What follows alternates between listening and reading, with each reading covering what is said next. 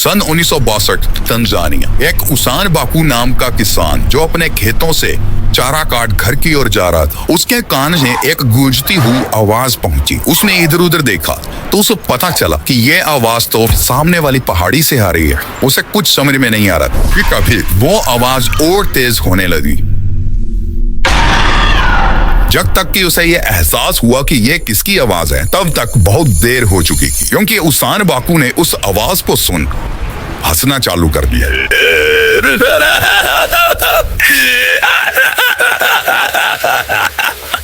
और ऐसा हंसा कि उसकी हंसी बंद ही नहीं हो रही थी। इस घटना के 15 महीनों बाद उसान बाकू को एक दिन अचानक हार्ट अटैक आया और उसकी वहीं मौत हो गई। मौत का कारण था 15 महीनों तक लगातार हंसते रहना। दिन हो या रात उसान बाकू अपनी हंसी नहीं रोक पाया, जिसके चलते उसकी मौत हो गई। आखिर उसान बाकू ने 15 महीने पहले उस पहाड़ी पर ऐसा क्या देख और सुन लिया था कि वो चीज उसे अपने साथ हंसा हंसा कर ले गई। सन 1962 तंजानिया। रोजमर्रा की तरह दिन की शुरुआत होती है। वहाँ के लोकल गांव की 3 लड़कियां तैयार होकर अपने स्कूल पहुंचती हैं और वो स्कूल उसी पहाड़ी पर मौजूद था, जिसकी वजह से उसान बाकू को अपनी जान गंवानी पड़े। उस दिन जब वो तीनों लड़कियां अपने क्लासरूम में पहुंची तो उन्होंने आपस में बात करना शुरू की और बात करते करते उन तीनों लड़कियों में से एक ने कुछ ऐसा बोल दिया कि वो तीनों अचानक हंसने लग गई। उन्हें ऐसा हंसते देख क्लास में बैठे साथ वाले स्टूडेंट्स भी जोर जोर से हंसने लगते हैं। आप सोच रहे होंगे कि इसमें क्या है, बच्चे तो हंसते ही हैं, वो ठीक है, लेकिन ये बच्चे हंसने में इतना ज्यादा बिजी हो गए कि फिर अपनी हंसी को बंद करना ही भूल गए। वो लगातार पेट पकड़कर हंसे जा रहे थे और इसी हंसी की गूंज चारा काट रहे उसान बाकू के कान तक भी पहुंची। देखिए, जब ये सब कुछ हो रहा था तब टीचर ने उन्हें चुप करवाने की बहुत कोशिश की, लेकिन वो चुप होने का नाम ही नहीं ले रहे थे। स्टूडेंट्स को चुप करवाते करवाते अब टीचर्स ने भी हंसना चालू कर दिया था और यह सिलसिला यहीं पर खत्म नहीं हुआ। एक के बाद दूसरे स्कूल, फिर तीसरे से चौथे स्कूल, ऐसा करते करते तंजानिया के 16 स्कूल इस हंसी की चपेट में आ गए। हंसी की इस महामारी से 1000 से भी ज्यादा लोग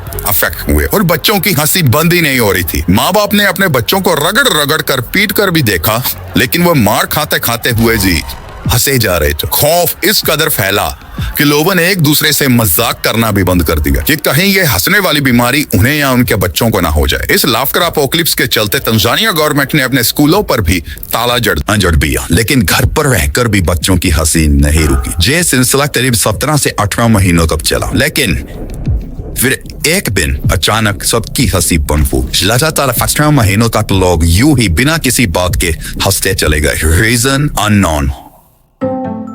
दोस्तों, उस घटना को आज के वक्त लोग लाफ्टर एपिडेमिक के नाम से जानते हैं और इस घटना को मैं पहले भी अपनी एक वीडियो में बता चुका हूं, आज से 3 साल पहले, लेकिन मैंने बहुत कम बताया था। आज मैंने फुली एक्सप्लेन किया, लेकिन अभी जो मैंने आपको घटना बताई ये तो बहुत छोटी सी घटना है। इस घटना के बारे में हम ज्यादा बात नहीं करेंगे। आज हम बात करेंगे इससे भी तगड़ी डेंजरस बीमारी के बारे में, जिसे सुन आपका रोम कांप उठेगा। बस डरना मत। और हाँ, मुझे आपकी बहुत सारी रिक्वेस्ट मिली जिसमें आप मुझे कह रहे थे कि प्लीज यार ब्लू स्टोरी वाले एपिसोड्स कंटिन्यू करो, तो आपकी बात सुन ली गई है। बस आप अपनी आंखें बंद कर लो। आज की वीडियो में ज्यादा साउंड इफेक्ट्स नहीं होंगे आपको तंग करने के लिए। क्लीन वीडियो होगी और मेरा स्टोरी बताने का तरीका ही कुछ ऐसा होगा कि साहिब विजुअल्स आपका दिमाग खुद बनाएगा without extra video editing. Close your eye. दोस्तों, आपने एक गाना सुना और सिर्फ वो गाना रील की तरह बार बार आपके दिमाग में बजने लग पाया। क्या आपके साथ भी ऐसा कभी हुआ है? दोस्तों, इसे ईयरवर्म कहा जाता है और मेडिकली इसे स्टक सॉन्ग सिंड्रोम भी कहा जाता है। और जब ऐसा होता है तो उस सॉन्ग को अपने दिमाग से बाहर निकालना बहुत डिफिकल्ट हो जाता है। According to some researchers, Lady Gaga का ये बैड रोमांस सबसे डेंजरस ईयरवर्म कैटेगरी में आता है। पीछा छुड़ाना मुश्किल हो जाए इस गाने से। या बार बार दिमाग में गाना बजते रहना कितनी अनोइंग और फ्रस्ट्रेटिंग फीलिंग होती है, आप जानते होंगे। चाहे एक्चुअल म्यूजिक ना बज रहा हो, लेकिन आपके हाथ पैर आपके कंट्रोल में नहीं रहते, आप एक तरह से पावरलेस हो जाओ। वैसे मैं ये सब क्यों बता रहा हूँ, हालांकि उस घटना का इस बात से कोई लेना देना नहीं है, पर एक बार ध्यान से सुनना। सन 1518 जुलाई का महीना, स्ट्रासबर्ग, फ्रांस। गर्मियों का वो चमचमाता दिन, और उस दिन एक घर का दरवाजा खुलता है जिसमें से एक औरत बाहर निकलती है और आराम से चलते हुए सड़क तक पहुंचती है। अभी तक सब कुछ नॉर्मल था, लेकिन जैसे वो अपना पैर सड़क पर रखती है तो वो अजीबोगरीब तरीके से नाचना शुरू कर दीजिए। इस औरत का नाम था फ्रॉड प्रॉफी, शॉर्ट में मैं शायद प्रॉफी बोलूंगा। हालांकि वहां फौरी गाना नहीं बज रहा था, ना ही कोई तबला या म्यूजिक इंस्ट्रूमेंट चला रहा था, फिर भी वो नाचे जा रही थी। उसे नाचते देख लोगों ने उससे पूछा तू क्यों नाच रही हो, लेकिन उसने कोई जवाब नहीं दिया, बस वो नाचे जा रही थी। उसकी ऐसी हरकतों को देख लोग उस पर हंस पड़े। उन लोगों की हंसी देखा वो ट्रॉफी ने नाचने के साथ साथ अब गला फाड़ फाड़ हंसना भी चालू कर दिया। अब वो नाच भी रही थी और हंस भी रही थी, पर ऐसा क्यों हो रहा था शायद उसे भी नहीं पता था। वो औरत सारा दिन बिना रुके बस नाचती रही और जैसे ही रात हुई तो वो थक कर बेहोश हो गई। कुछ घंटे बाद फिर पड़ी हुई और फिर से नाच में रहा। हदी सुबह आते आते उसके नाचने की वजह से वहाँ भीड़ जमा होने लगी और वो ट्रॉफी से पूछे जा रही थी कि तू क्यों नाच रही, लेकिन वो थमने का नाम ही नहीं ले रही। उसके पैरों में से खून निकलने लगा और वो बुरी तरह से सूज गए। ट्रॉफी के चेहरे को देखिए साफ साफ पता चल रहा था कि वो नाचना नहीं चाहती थी,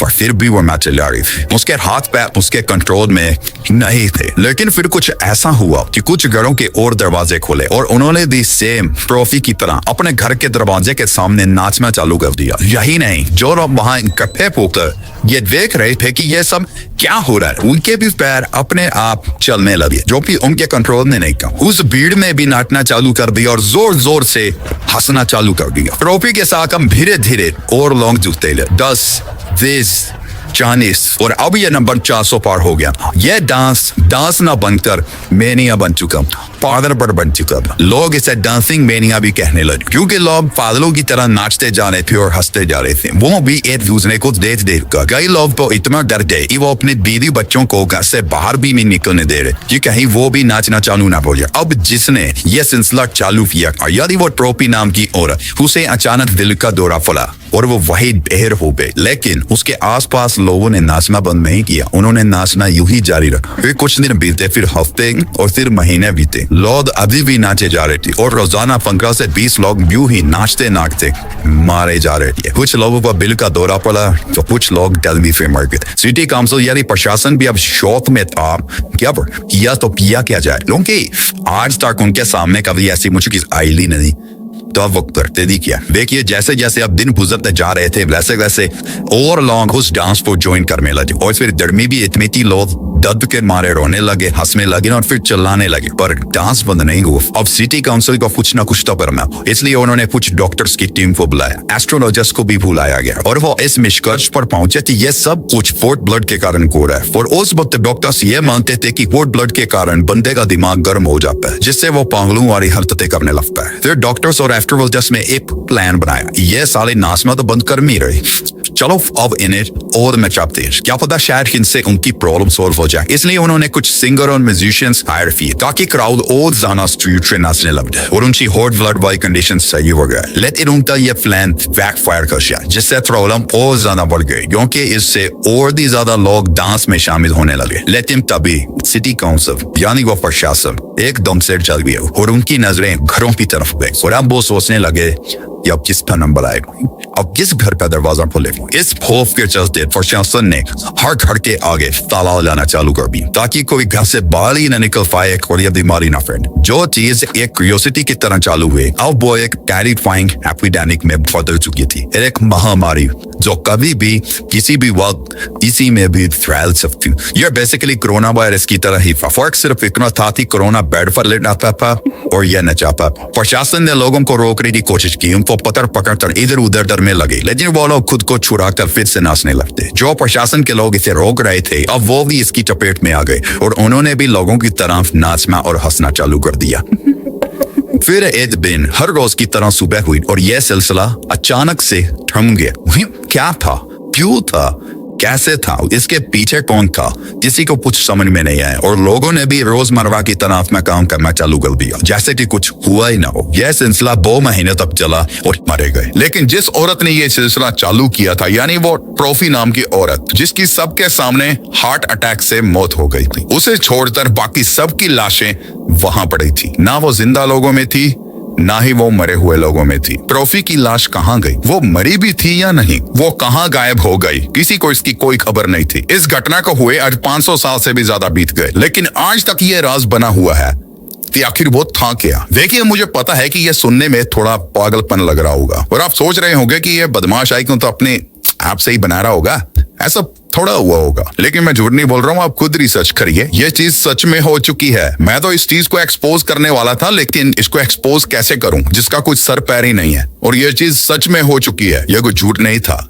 कोई कंस्पिरेसी थ्योरी नहीं है ये। इस बीमारी के रिकॉर्ड्स अभी भी म्यूजियम में सही सलामत पड़े हैं, आप वहां जाकर इसे आराम से पढ़ सकते हो। उस डॉक्यूमेंट में इस घटना को डांसिंग प्लेग के नाम से दर्ज किया गया है। और सबसे इंपॉर्टेंट बात तो यह है कि ऐसा सिर्फ पहली बार नहीं हुआ है। 7th सेंचुरी में सेंट्रल यूरोप में पहले भी ऐसा डांसिंग प्लेग फैल चुका है और उसके बाद आने वाले 1000 सालों तक ऐसे इंसिडेंट को रिपोर्ट किया गया। इंग्लैंड, जर्मनी, इटली, स्विट्जरलैंड और नेदरलैंड में भी इस डांसिंग प्लेग के कारनामे सामने आए थे। जैसे कि सन 1278 city of maastricht, modern day में हम इसे हॉलैंड के नाम से भी जानते। यहाँ पर लोगों ने एक ब्रिज पर खड़े होकर ऐसा डांस किया और वो रुक ही नहीं रहे थे, डांस करते ही जा रहे थे। और वहां इतने लोग जमा होकर डांस करने लगे कि वो सारा ब्रिज कोलैप्स कर गया, ढह गया और सारे नाचने वाले लोग भगवान को प्यारे हो गए। लेट 14th सेंचुरी में इससे भी ज्यादा बड़ा आउटब्रेक देखने को मिला, जब लोग यूरोप में ज़ॉम्बीज की तरह एक टाउन से दूसरे टाउन, दूसरे से तीसरे और पता नहीं कितने ही शहरों में अपनी डांसिंग को वायरस की तरह फैलाने लगे, जिससे हजारों लोग अफेक्ट हुए। वो डांस करते करते वो लोग गौर से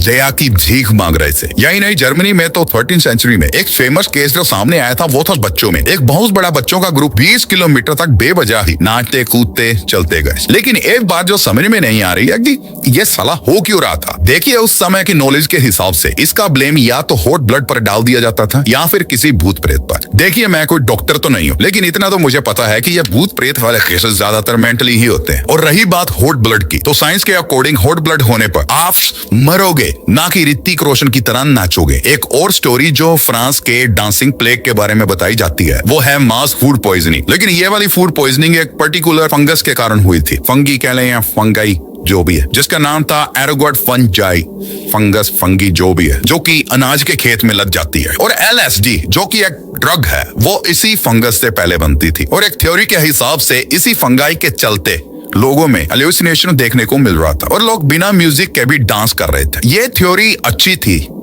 अगर 1 या 2 परिवार में होती तो, लेकिन 400 लोग, मुझे नहीं लगता, मैं नहीं मानता। और भी थ्योरीज थी, जैसे कि आजकल बीमारियां हमें इफेक्ट करती हैं, जैसे कि एन्सेफेलाइटिस, एपिलेप्सी या टाइफस। लेकिन फिर वही बात, इससे हम थोड़े बहुत पागलपन को एक्सप्लेन कर सकते हैं, लेकिन 400 लोग वो भी एक साथ, ये समझ में नहीं आता। देखिए, 16 और 17th सेंचुरी में कुछ सिमिलर तरीके का आउटब्रेक इटली में भी देखने को मिला था, जिसे ट्रेंचुला स्पाइडर से लिंक किया गया था। वहां के लोकस के अकॉर्डिंग अगर यह मकड़ी लोगों को काट ले तो लोग उसके पॉइजन से बचने के लिए नाचना शुरू कर देते थे। और ये डांस कुछ घंटों तक भी हो सकता था या फिर कुछ दिनों तक भी। और इस डांस को वो लोग कुछ ट्रेंटिज्म भी कहते थे। लेकिन मॉडर्न साइंस के अकॉर्डिंग ट्रेंचुला स्पाइडर के काटने से कोई भी जहर नहीं फैलता, ना ही कोई मरता है। उसका जहर किसी मधुमक्खी के काटने के बराबर ही होता है। तो अगर उस समय लोग मकड़ी के काटने से अगर मरे होंगे तो वो डांस करने की वजह से मरे होंगे, ना कि मकड़ी के काटने से। तो अगर कोई फंगस, स्पाइडर, डिजीज या कोई वायरस इस डांसिंग प्लेग के पीछे का रीजन नहीं था, तो फिर वो कौन सी चीज थी जो उन लोगों को नचा रही थी? सच्चाई तो ये है, आई डोंट नो। अगर मुझे पता होता तो मैं रिसर्च करके आपको बता देता, पर रीजन अननोन है। कोई भी श्योर नहीं है कि उस दिन क्या हुआ था। लेकिन एक और एक्सप्लेनेशन है जो शायद मुझे लगता है कि हाँ हो सकता है, और वो ये है कि उन लोगों को कुछ हुआ ही नहीं था फिजिकली, मतलब उन्हें फिजिकली तो कोई प्रॉब्लम नहीं थी, और वो साथ साइकोजेनिक इलनेस से जूझ रहे थे, जिसे मास हिस्टीरिया के नाम से भी जाना जाता है। और जो मैंने आपको वीडियो की स्टार्टिंग में 1962 के लाफिंग एपिडेमिक के बारे में बताया था, वो भी एक मास हिस्टीरिया का ही केस था। ये मुझे लगता है मास साइकोजेनिक इलनेस में वो फिजिकल सिम्टम्स होते हैं जो बहुत से लोगों में एक साथ देखने को मिलते हैं, वो भी बिना किसी फिजिकल इलनेस के। ये एक तरह का साइकिक एपिडेमिक होता है, और इसकी खास बात तो ये है कि कोई फिजिकल बैक्टीरिया या वायरस ना होने के बावजूद भी ये वायरस की तरह ही फैलता है। यानी जो बंदा जिसको साइकोजेनिक इलनेस है, वो अगर किसी नॉर्मल बंदे के सामने आ जाता है तो वो नॉर्मल बंदा भी उससे अफेक्ट हो सकता है। इसका मतलब ये हो सकता है जो फ्रांस में घटना घटित हुई और जो नाच रहे थे उनमें से शायद कुछ लोग फिजिकली इल थे, जिसकी वजह से वो लोग डांस कर रहे होंगे। लेकिन उनको छोड़कर बाकी जो भी आसपास का उस डांस में ज्वाइन हुआ, उनको कोई फिजिकल इलनेस नहीं थी, वो सिर्फ साइकोजेनिक इलनेस के शिकार हुए थे। देखिए, ये थोड़ा कॉम्प्लिकेटेड सा है जो मैंने आपको समझाया, तो समझने की कोई जरूरत नहीं है।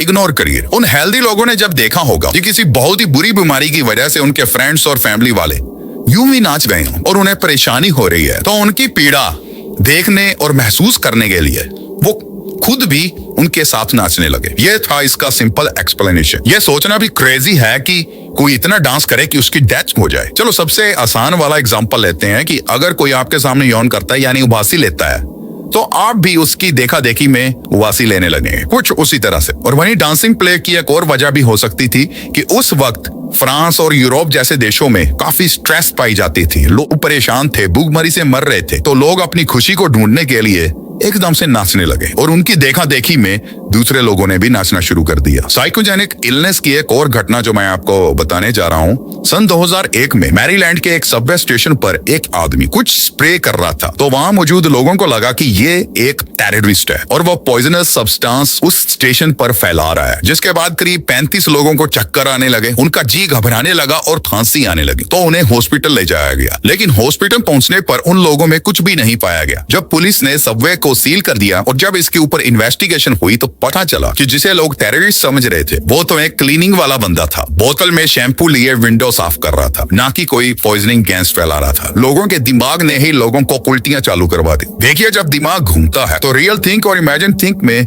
डिफरेंस करना इम्पॉसिबल हो जाता है। लास्ट में जाते जाते एक बात जो मेरे और आपके मन में गूंज रही है कि ये लोग जो बिना किसी मतलब के नाच रहे थे, वो भयानक बीमारी क्या अब भी लोगों को हो सकती है या नहीं? जो लेटेस्ट केस 1962 का तंजानिया का जो मैंने आपको बताया, उसके बाद क्या ये घटना हुई है? कुछ इस तरह की घटना इन मॉडर्न डेज में हो सकता है कि अभी भी कहीं किसी जगह पर इस तरह की घटनाएं हो रही हों। आई डोंट नो, यह भी तो हो सकता है आपको पता हो। Who knows? Over and out.